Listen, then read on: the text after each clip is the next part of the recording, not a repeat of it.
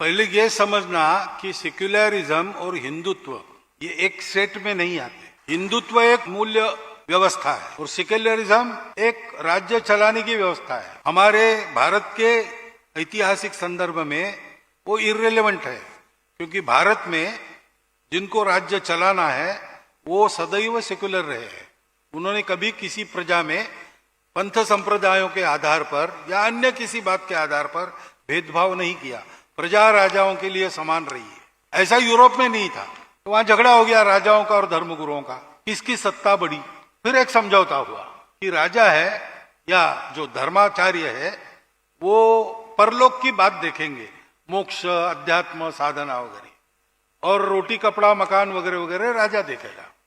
तो उसको कहा गया कि राजा सेक्युलर, राज्य सेक्युलर रहेगा और ये जो हमारे धर्म के लोग हैं वो पूजा पाठी, रिलीजियस मैटर्स वो देखे। हमारे यहाँ तो पहले से राज्य सेक्युलर ही रहा है, ये शब्द ही गैर लागू है, इसको समझना पहले। उसका माहौल बन रहा है, यानी क्या हो रहा है आपके मन में है कि धर्म पर के श्रद्धा हट रही है।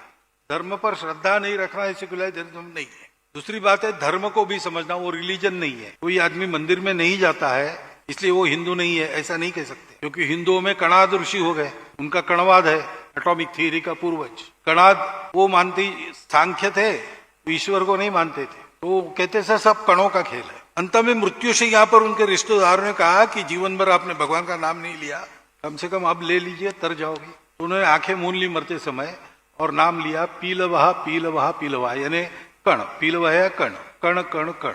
अब उनकी श्रद्धा ऐसी थी, लेकिन वो हमारे दार्शनिक है। तो ये जो कर्मकांड और पूजा पाठ है उसके ऊपर धर्म है, लेकिन कर्मकांड और पूजा पाठ अनावश्यक नहीं है। पिलवा पिलवा कहा कणाद ने कि इसका मतलब है कि वो कण को ही भगवान मान के पूजा करते रहे। मृत्युशैया पर भी उसी की भक्ति रखी उन्होंने, ये भी साधना है। तो कुछ ना कुछ श्रद्धा चाहिए और कुछ ना कुछ साधना जीवन में चाहिए। भगवान के पास ले जाने वाला संप्रदाय होता है, पंथ होता है, रिलीजन होता है, मजहब होता है। उसको धर्म पे प्रकाश में करने से वो भगवान के पास ले जाता है।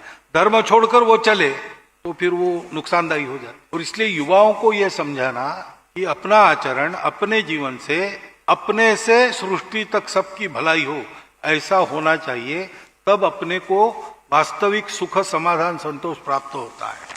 सेक्युलरिज्म यानी पंथ निरपेक्ष होना है। धर्म निरपेक्ष तो कोई होता नहीं, क्योंकि धर्म ऐसा तत्व है जो सब पर लागू है, सदा सर्वदा लागू है।